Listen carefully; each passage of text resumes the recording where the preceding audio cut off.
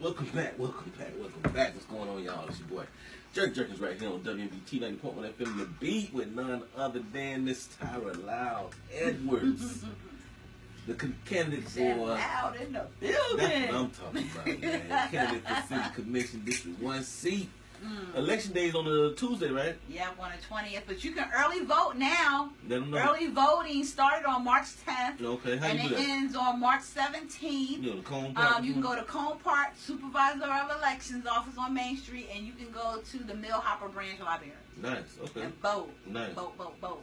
Awesome. Vote. And if you don't vote early, make sure you're there on Tuesday. That's right. If you don't get to vote early, which we would like for you to early vote, right, please vote on Tuesday, Election Day, because I'm voting on Election Day. Okay, that's real. Well, we're going to walk to the polls. That makes sense. Yeah, we're going to get that together there. And now I want to mention real quick, you did a lot of walking. You say you like to walk. You did a lot of walking, going door to door and all that. That's yeah. Talk about, you got a little backstory to that, right? About you. So that's how I did. Like, I know a lot of people like that, the forums. Everybody want to talk about me in the forum. So let's get the elephant out the room. No, I did not go to a lot of the forums. I didn't. I work.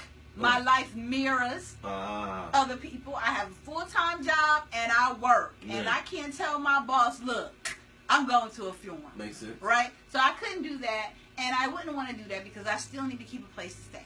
So, anyway, what I did was, right? So what I did was I would go knock on doors, and people that I know would invite like 5 or 10 people over to their house. I saw that. We was, yeah, you seen that, and right? Conversation. And I would, and we would sit there and we would talk about my platform and who I was, and that's kind of like how I got it out and what I was about, and what we want. Right. What we want. See, it's not about what I want. See, people, this campaign is kind of different for me. I said, I'm going to try something different, because I think outside the box. Okay. So I didn't do the status quo. I didn't do that. Right. So my campaign is a non-traditional campaign. Right. So I went to the people one, and it's the people's campaign. That's basically who it is, right? And it's because, see, I need their vote. They don't need my vote, right? So what they want is important, and how they see their neighborhoods is important, and what they want it to look like is important, right? So I need to know what they want. They wanted to know my ideas and what that I have. How would I go about getting some of the things that they want? But they set the priorities. Right. You understand? For because the people, there you go. For the people, by the people. That's what it says. And that's the way it should be. Right. That's the way it should be. So that's kind of like how it went for me. I did a lot of talking. I did a lot of talking at people's house. That's right now your alley right there. Yeah, right? Yeah, there you go. That reminds me a lot of the mayor of Tallahassee, who's a Gainesville resident, Gillum. And I like him. His first city commission, he's a good friend. Yeah. His first campaign was very non-conventional, like you said, and just getting to the people, and they didn't think he had a shot, and the guy won. So, I mean, they don't think I have a shot either. Let's put that out there. And I already know that. Already people think, just go ahead and let her run, whatever. Right. I've learned a lot. I've learned that money, is more important than the person who wants to do right for the community. And I've learned that. I've learned that wherever the money is, that's where the people go. Yeah. But it's kind of sad, especially when you get to communities like District 1. Right. Because they really need somebody that's going to put their foot down. Yeah. And say, you know what? This stops right now. Yeah. We're going to have change right now.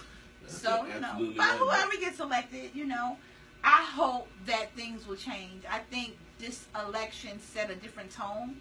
Yeah. So, I'm going to say this, I have faith in whoever gets elected. That's all right. That there's going to be a change. I really do. That's what's up. Sometimes people need that little spark, And So, appreciate that. Let's talk a little bit about some local issues, if you don't mind, man. And some I'm ready. broad topics. Shoot. First First, inclusion for economic sustainability. We talked about that. Let's talk a little bit about that. But we didn't want to be included. That's it. Okay, cool. We want to be included in all the full circle. Nice. When you think about economic sustainability, we want to be included. We want to be included just like District 2, District 3, and District 4. We want to be included too. So whatever your way, I know we don't have that much time. So whatever we want to be included now. We don't want to be included 10 years from now. First of all, we don't have that much time. Right? We need career opportunities now. We need programs now. We need recreation centers for our children. Okay, so they won't end up on 39th. We need that right now. Right? Okay, we need a grocery store now. We need accessible transportation, RTS. We need to fix that right now. And I really do feel that those are things that can be worked on. As whoever gets elected, it can be worked on, and you should be able to see the fruits of it within 6 months. Sorry, I just feel that way. That's just me. Hey, yeah. I'm with you. Yeah. So, hey, okay, moving right on. What about equity for affordable housing? Equity for affordable housing. So we know affordable housing is becoming obsolete in Gainesville, especially for the working hard people, the working poor people, and low-income people, and working, and people, period. It's like, if you think you live in a good enough neighborhood, you can't afford it, and you got to keep going down, right? So homelessness doesn't look like people on the street anymore. It looks like people like me with a full-time job.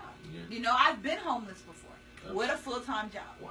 So it's hard to pay the rent. The rent goes up. Your paycheck don't go up. The rent goes up. And it's hard to keep balance, especially it's just you in the house. Mm-hmm. So, what we need to do is we need to create solutions that place the needs of people who are in these situations at the forefront. Protecting and increasing affordable housing. We need to promote policies that remove barriers to obtaining rental houses by helping residents mitigate eviction records and repair their credit history. Nice. We need to help the individual. That's like real solutions. Thank you. That's a real solutions. Like, there's other real solutions out there. I've heard some things, from other and I've read some things, about inclusionary zoning and about land trust. You can't trust everybody with land trust, and then inclusionary zoning a lot of times leave people out. Right. So if you and so you got to be able to be fair. So you got to come up with a solid solution that ensures if I decide to move out of Gainesville, I will be able to get affordable housing wherever I go. That is the objective. The objective is to improve the quality of life of the resident. Right. Okay.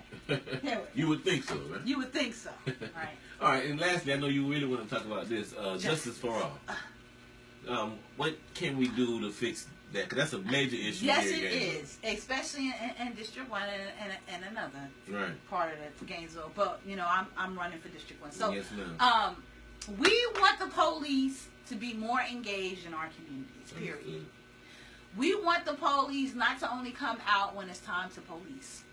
We want them to be engaged with our communities. We want them to be able to come and to restore.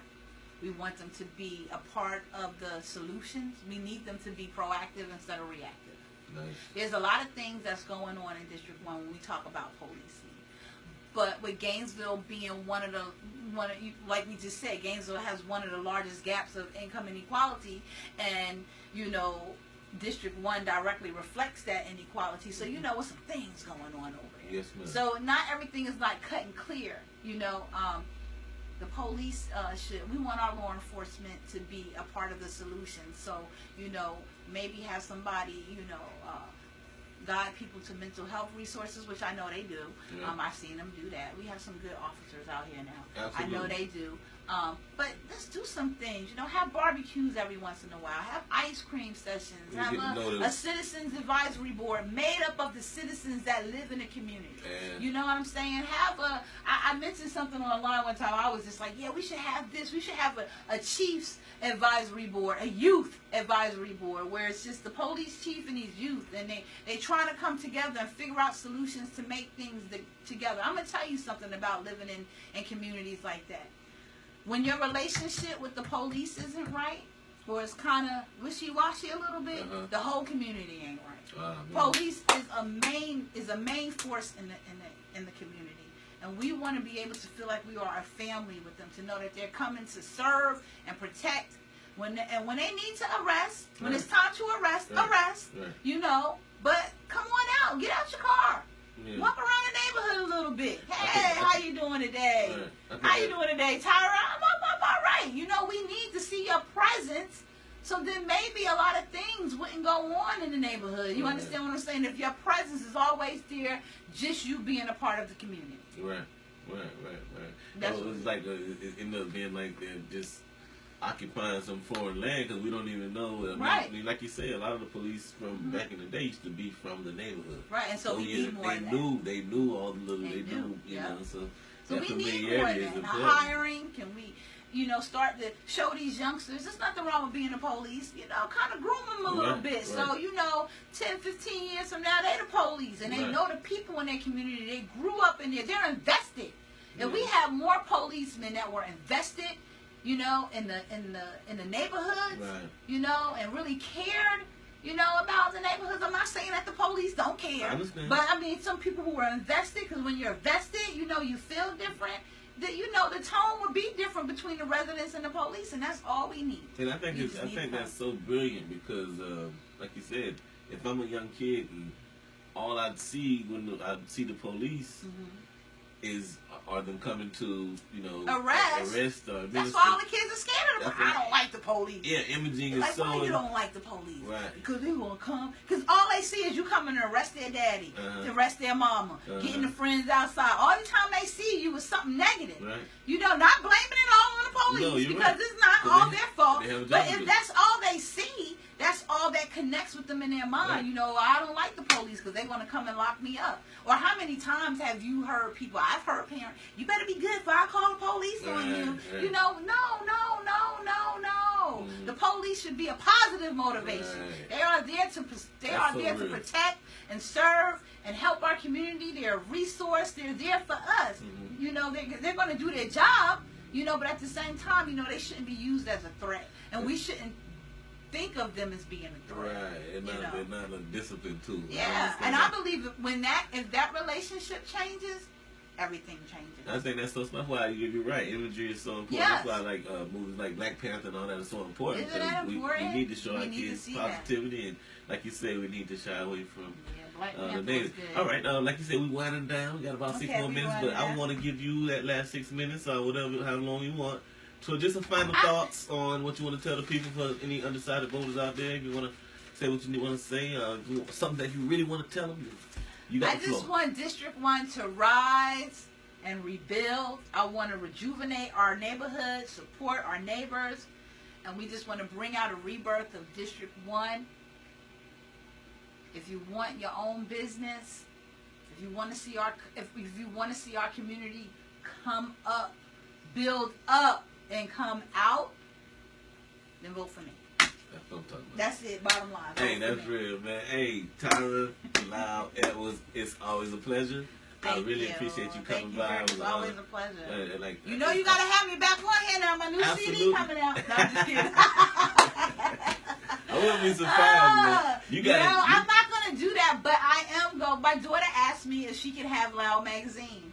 So nice. I'm thinking about go ahead and when she unrolls it, bring her right up here. We can definitely do a good rollout. But you do have a cadence to your voice. I don't know if you know that. Yeah, like when you speak. So you got that rhythm going. It might be a rapper brewing up there. It might be. I might be. You never know. I might be. Elliott hairstyle. Paul Blaze. I'm talking about what to do. Talking about what to do a feature.